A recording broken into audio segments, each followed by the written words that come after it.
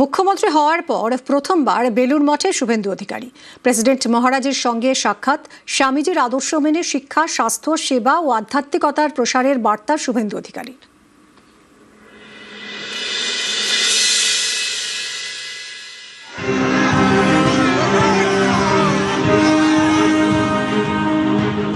ছাব্বিশের কঠিন লড়াই, এই বেলুড় মঠের সামনে থেকেই প্রচার শুরু করেছিলেন শুভেন্দু অধিকারী।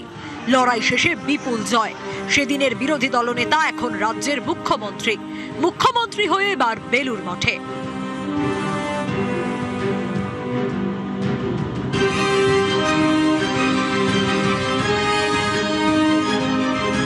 বাংলায় এসে বারবার বেলুড় মঠে গিয়েছেন প্রধানমন্ত্রী। সেই পথে এবার হাঁটলেন মুখ্যমন্ত্রীও।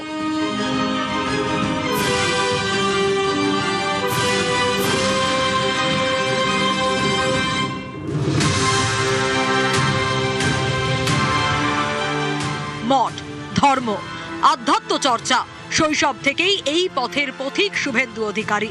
তার ছোটবেলার অনেকটা সময় কেটেছে রামকৃষ্ণ মিশনের সাধু সন্তদের সঙ্গে। তার জীবনে মিশনের এতটাই প্রভাব ছিল যে পরিবার ভেবেছিল ছেলে বোধহয় সন্ন্যাসী হয়ে যাবে।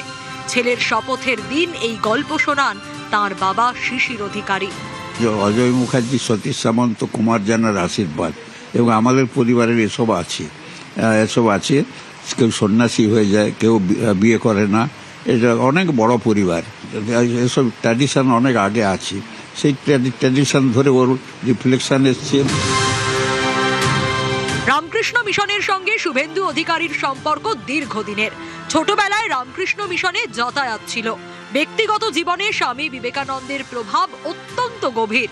তার আদর্শকে সামনে রেখেই বঙ্গ সংস্কৃতির পুনরুজ্জীবনের স্বপ্ন দেখেন মুখ্যমন্ত্রী। ব্রিগেডের মঞ্চে মুখ্যমন্ত্রী পদে শপথ নেওয়ার দিনও তার মুখে ছিল স্বামীজির মন্ত্র। কবিগুরুকে প্রধানমন্ত্রী প্রণাম জানিয়ে মুখ্যমন্ত্রীকে শপথ নেওয়ালেন এবং আমরা দায়িত্বভার নিলাম। বাংলা বাঙালির সংস্কৃতি কবিগুরুর চেতনাতে, কবিগুরুর ভাবনাতে হবে, তার আজকে শুভ সূচনা। একটাই মন্ত্র স্বামীজির, চোরৈবতী চোরৈবতী।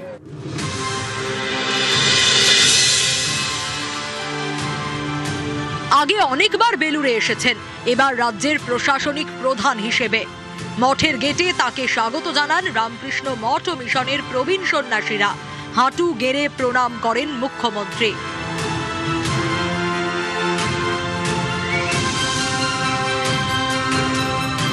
তাকে ফুলের মালা পরিয়ে স্বাগত জানান মহারাজেরা। উচ্ছ্বাস সাধারণ মানুষের মধ্যেও।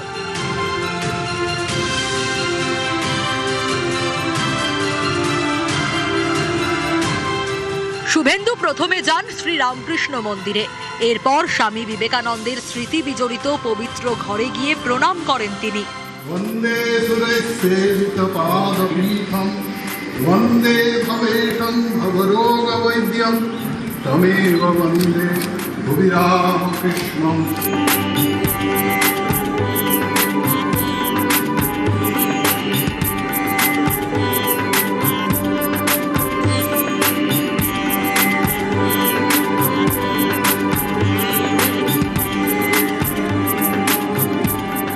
রামকৃষ্ণ মঠ ও মিশনের প্রেসিডেন্ট মহারাজ গৌতমানন্দজির সঙ্গেও দেখা করেন মুখ্যমন্ত্রী। অশীতিপর মহারাজের পা ছুঁয়ে আশীর্বাদ নেন। মঠের তরফে মুখ্যমন্ত্রীকে কিছু বই উপহার দেওয়া হয়। আমরা তো উপহার দিলাম, অবশ্যই ঠাকুরের প্রসাদী শাল দেওয়া হলো, আর বই দেওয়া হলো, যেটা আমরা দিয়ে থাকি, যে স্বামীজির বই, বেশ কিছু স্বামীজির বই আমরা দিলাম। বেলুড় মঠ থেকে মুখ্যমন্ত্রী যান হাওড়া শরৎ সদনে। সেখানে জেলা স্তরের পুলিশ ও প্রশাসনের কর্তাদের নিয়ে প্রশাসনিক বৈঠক। হাওড়া থেকে দুর্গাপুরে, সেখানেও প্রশাসনিক বৈঠক। একের পর এক বৈঠক শেষে দিল্লি রওনা হয়ে যান মুখ্যমন্ত্রী শুভেন্দু অধিকারী।